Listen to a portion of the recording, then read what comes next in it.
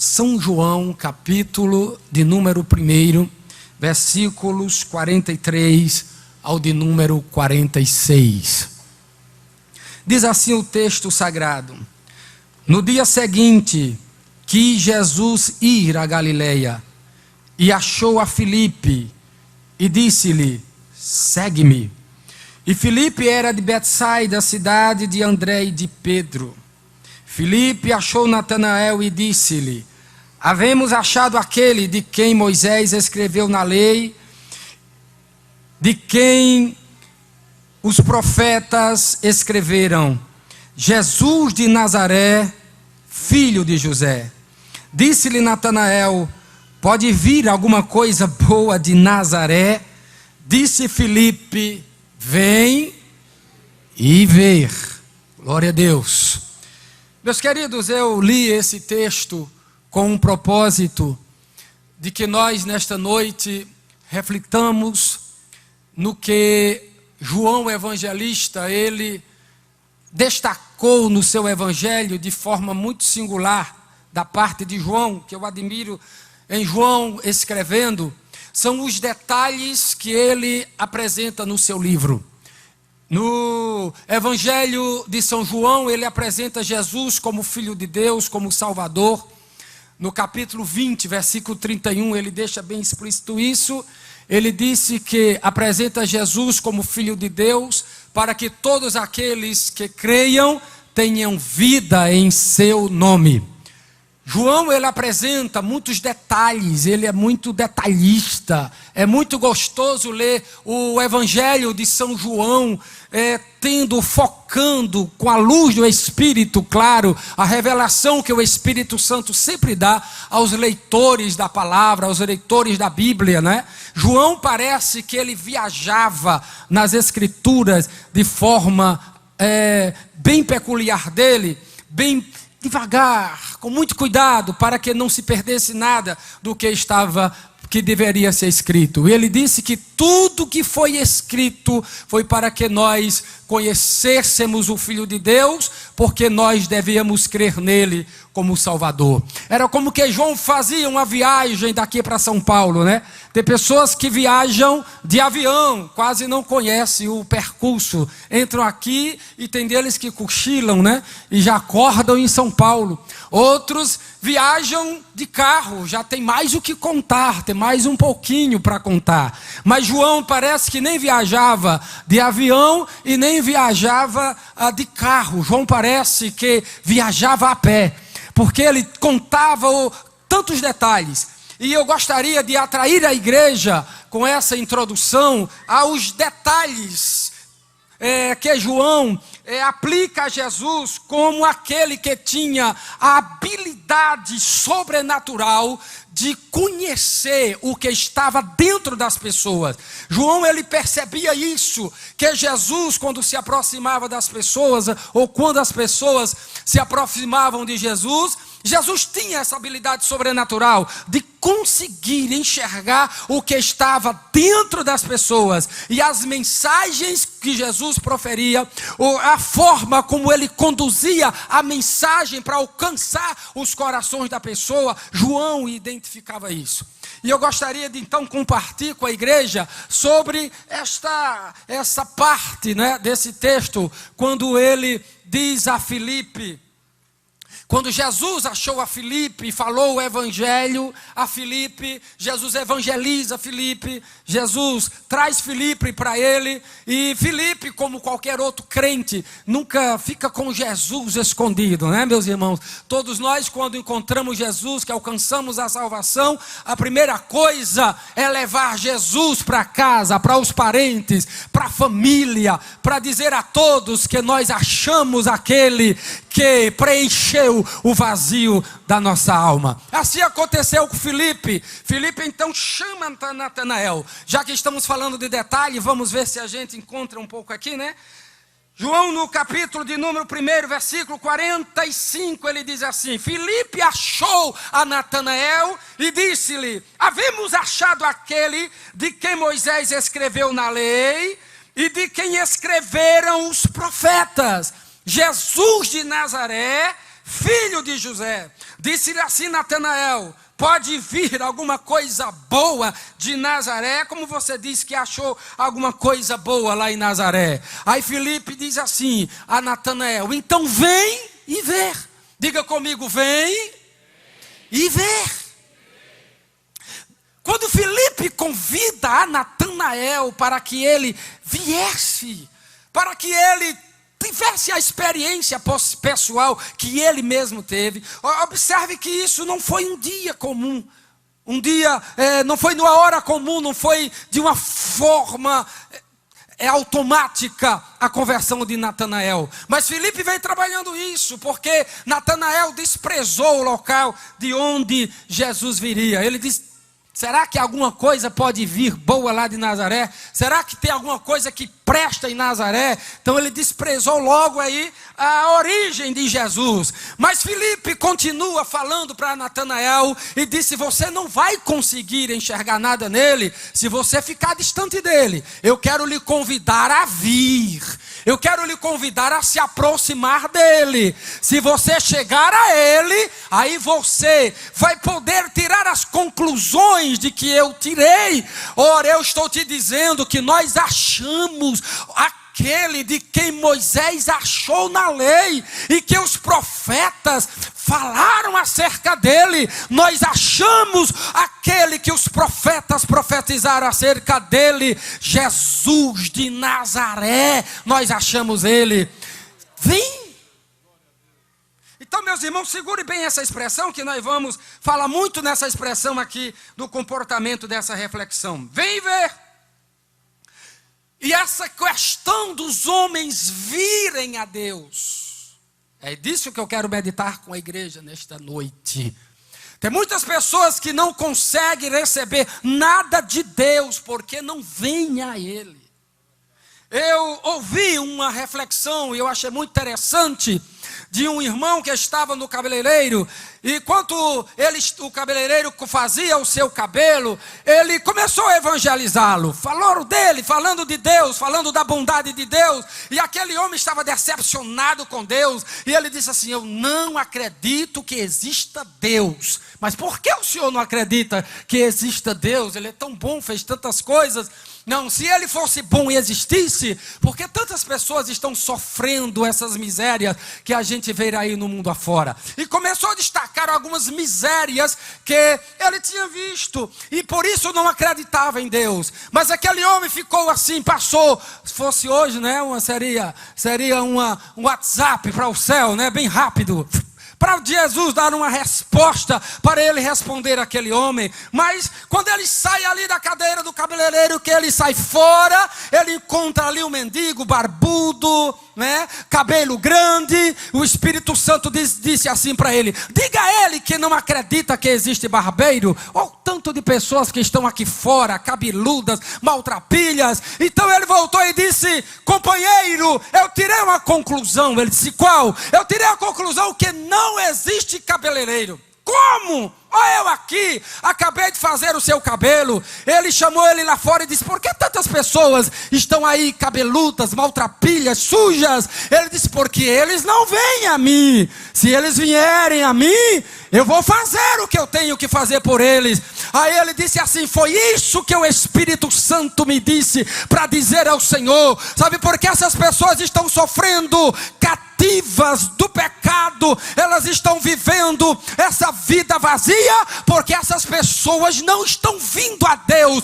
Mas todos quanto vêm a Ele recebem da sua presença e da liberdade da alma. A igreja pode glorificar a Deus. E Jesus mesmo, ele disse isso. Mateus escreveu no capítulo 11, o versículo 28, dizendo: vinde a... É bonito quando a igreja ajuda o pregador, né, meus irmãos? Que o gelo esquenta um pouquinho. Jesus disse: vinde a... Tem que ir a Jesus. E o coral da igreja cantou hoje: buscai ao Senhor enquanto se pode achar. Observe que toda a instrução da Bíblia é isso. E João identificou isso aí, essa questão do homem, do pecador, ter que ir a Deus para receber as bênçãos dele. O Salmo de número 14 e o versículo de número 2, o salmista disse assim: aquele homem que tem sabedoria é aquele que vem e busca a Deus. Tiago diz no capítulo 4 e no versículo de número 8: chegai-vos-á, e Deus se chegará. A distância de Deus para o homem, quem faz é o próprio homem, porque nós estamos aqui diante de pessoas que deixaram o mundo e abraçaram a Jesus. Ele disse: vinde a mim todos os que estão cansados. Observe que esse convite, o verbo vinde, esse verbo no imperativo, dá aquela ideia das pessoas saírem do seu lugar e se aproximarem de Deus. Vinde a mim todos os que estão cansados. A essência do Evangelho é dar liberdade ao homem. O poder do Evangelho é transformar as vidas. O poder do Evangelho, a essência do Evangelho, é fazer com que as pessoas sintam alívio da sua vida de pecado. Por isso que Jesus disse que está disposto a fazer isso, disposto a transformar estas vidas, mas essas pessoas precisam vir. Vinde a mim todos os que estão cansados, oprimidos, carregados. O grego traz a ideia de alguém que está com uma carga sobre si. O pecado traz essa carga, o pecado traz essa opressão. O pecado, ele reduz o homem, ele destrói o homem, ele aniquila o homem. É isso que quer dizer a opressão. E Jesus chama essas pessoas para receberem alívio. Jesus convida essas pessoas para receberem esta liberdade. Porque ele disse, porque essas pessoas vivem debaixo do jugo do pecado. O pecado tem escravizado muita gente. O pecado tem feito pessoas cativas das drogas, cativas do adultério, cativas da prostituição, da mentira, da idolatria. Mas Cristo está chamando essas pessoas que estão com esse peso sobre si para sentirem alívio. Somente o perdão de Deus dá alívio. Somente o perdão de Deus faz com que essas pessoas sintam-se livres deste mal. Então, meus queridos, se o homem precisa desta liberdade, ele precisa vir. Foi por isso que Filipe disse a Natanael: vem. Você precisa vir, para que você veja. E como eu disse que João traz esses detalhes que eu acho incrível. Quando ele descreve o capítulo de número 3 do seu evangelho, falando ao renomado Nicodemos, depois dali ele trata sobre a mulher samaritana. Observe como Jesus vai identificando aquilo que está sendo a opressão na vida das pessoas, aquilo que está sendo o peso, aquilo que está fazendo com que as pessoas fiquem cansadas de viver na situação de pecado que estão. Quando Jesus se comunica com a mulher samaritana, observe alguns detalhes nesse texto. Diz a Bíblia que era necessário Jesus passar por Samaria. Todos sabem que geograficamente não era necessário. Jesus estava vindo da Judeia e indo para Galileia. Ele só precisava tomar o curso natural do Jordão para chegar na Galileia. Mas ele entra e passa em Samaria. E ali Jesus começa o diálogo com uma mulher, a mulher samaritana. Meus irmãos, os judeus não se comunicavam com os samaritanos. Essa intriga era muito antiga. E isso se deu muito por causa de discussões teológicas, não é? Moisés, no capítulo de número 27, o versículo 12 e 13, quando ele define o monte Gerizim como um monte da bênção, a partir dali, os samaritanos invocaram, dizendo que ali era o local da bênção, ali onde Jacó cavou o poço. Então eles iam beber a água do poço de Jacó, e dali eles acreditavam que a bênção de Deus estava ali, e ali era o lugar verdadeiro para adorar. Já os judeus entendiam que eram em Jerusalém, e isso, irmão, causou muita briga, muita intriga. Mas quando Jesus, ele chega no poço de Jacó, que Jesus começa a conversar com a mulher samaritana, observe o detalhe de Jesus, como na vida de Natanael. Quando Jesus fala com Natanael, Filipe leva Natanael a Jesus, e Jesus diz assim: eis o verdadeiro israelita em quem não há dolo. Aquele homem diz assim: de onde me conheces tu? Jesus disse: porque agora eu te vi, eu te disse que te vi debaixo da figueira, crês? Segredos. Natanael guardava aqueles segredos, porque quando Jesus era criança, que foi fugindo, José e Maria, fugindo para o Egito, por causa da matança das crianças, a mãe de Natanael providenciou o seu resgate na figueira. E Jesus, Natanael jamais sabia que Jesus sabia daquilo. E quando Jesus descobre, quando Jesus revela esse segredo de Natanael, ele disse: Senhor, eu sei agora que tu és o mestre. Ele disse: porque eu te disse que te vi debaixo da figueira, crês? Tu veio a mim, tu veio a mim, tu veio a mim. Então se tu veio, daqui para frente coisas maiores do que esta verás. Daqui para frente tu verás o céu aberto e os anjos de Deus subirem e descerem sobre o Filho do Homem. Detalhes. E na mulher samaritana, João também mostra esse detalhe. No diálogo, aquela mulher estava ali tomando água, apanhando água com o seu cântaro. Jesus se aproxima dela e pede água. Dá-me de beber. Aquela mulher ignora por Jesus ser um judeu. E disse: como tu, sendo judeu, se atreves a pedir água a mim, que sou uma mulher samaritana? Você não pode se comunicar. Aí Jesus disse: mulher, se tu conheceras o dom de Deus, e quem é aquele que diz: dá-me de beber, tu lhe pedirias, e ele te daria água viva. Aquela mulher reprova, porque não viu nada das mãos de Jesus, e diz: onde tu tens águas vivas? Porque o poço é fundo e tu não tem com que tirar.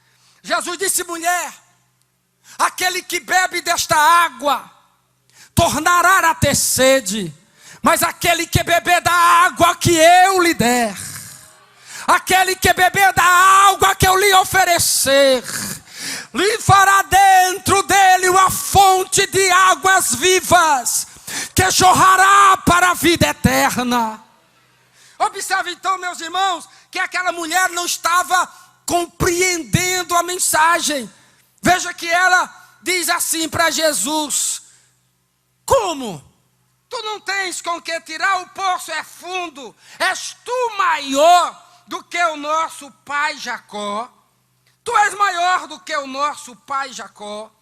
E quando ela diz isso, Jesus disse assim: eu tenho água viva para te dar. Ela disse: então, Senhor, me dá, para que eu não mais venha aqui tirar. Porque a rotina na minha vida é esse cântaro. Esse cântaro pesa sobre os meus ombros. Todas as vezes eu tenho que sair de casa e tenho que vir aqui. Dá-me desta água. Aí Jesus disse: chama teu marido e vem cá. Ela disse: mas eu não tenho marido. Jesus disse: você disse que não tem marido porque tu tiveste 5. E o que tu tens agora não é teu marido. Isto dissestes com verdade. Percebe? o detalhe que João aplica. Jesus estava mostrando ali, revelando àquela mulher, qual era o verdadeiro peso da sua vida.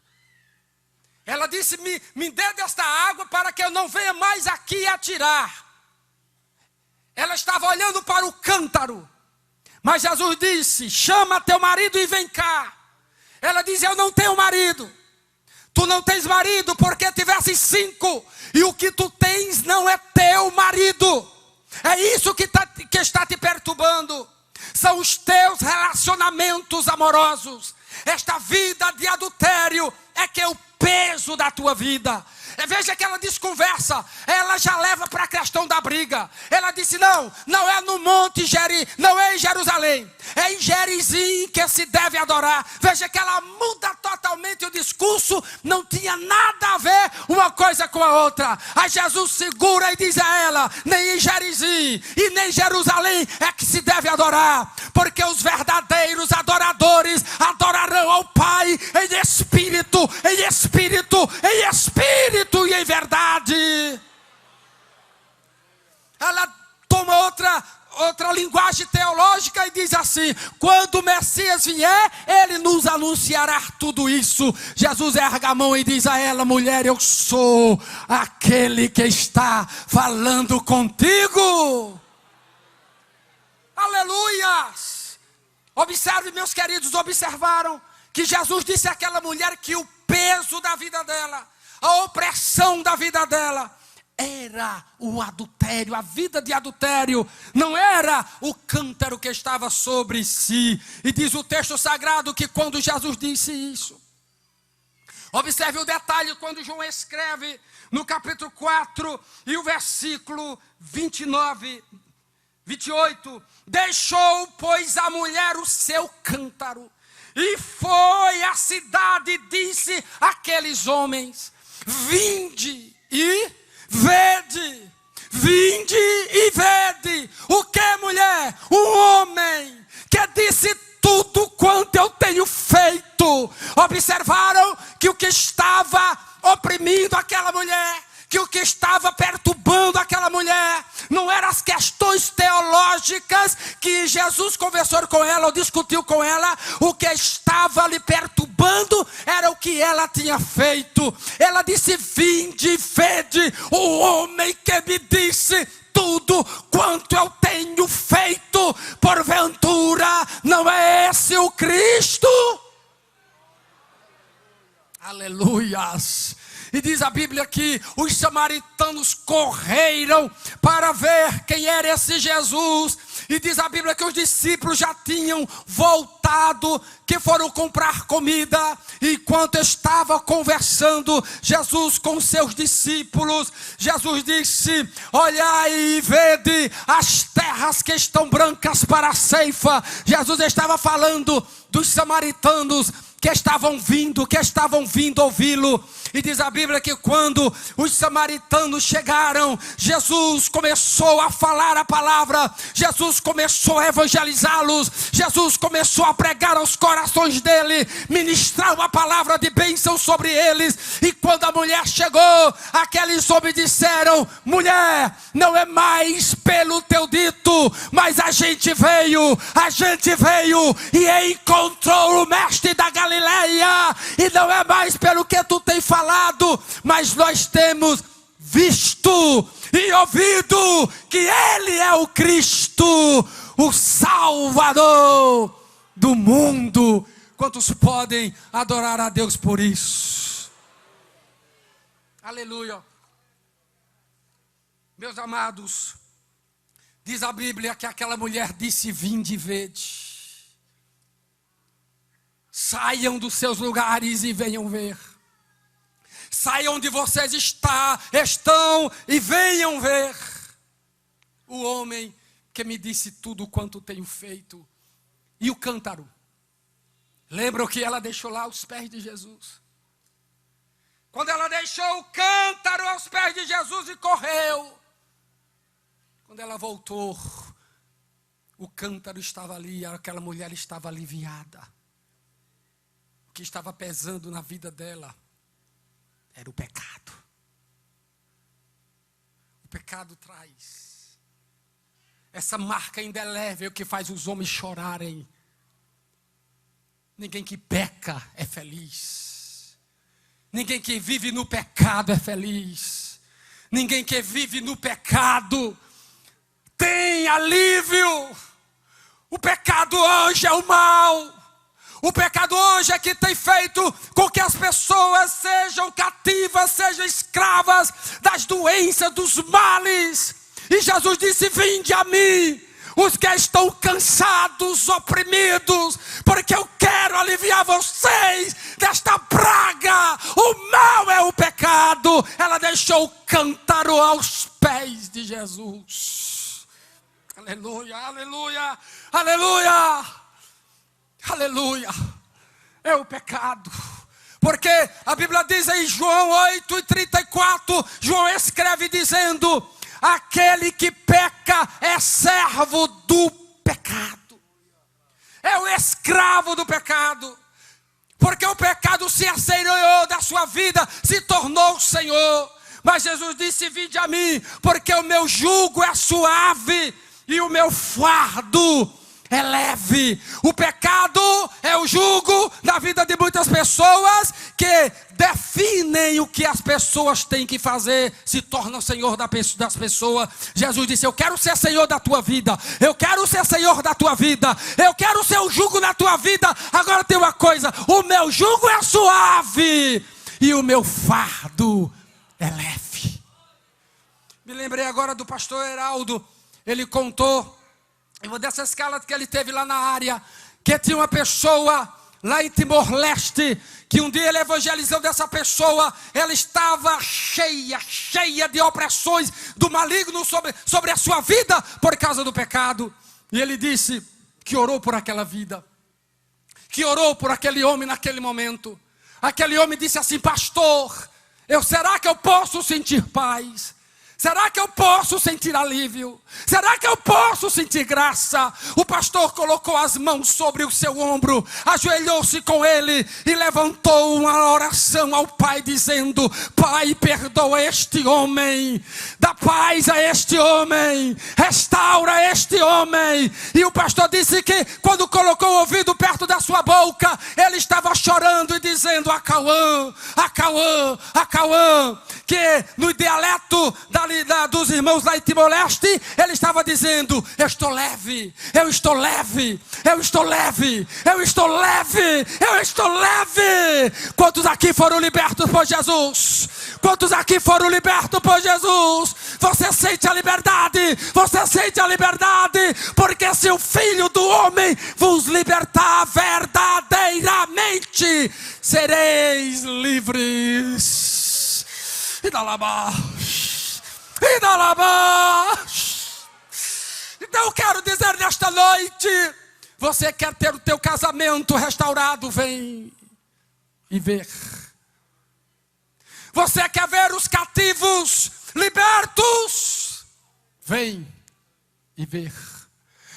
Você quer sentir alívio do teu pecado? Vem e ver. Você quer sentir paz na alma? Vem ver. Você quer ver um pecador rendido aos pés de Jesus, cheio da glória de Deus, falando língua estranha e se comunicando com o céu? Vem e ver.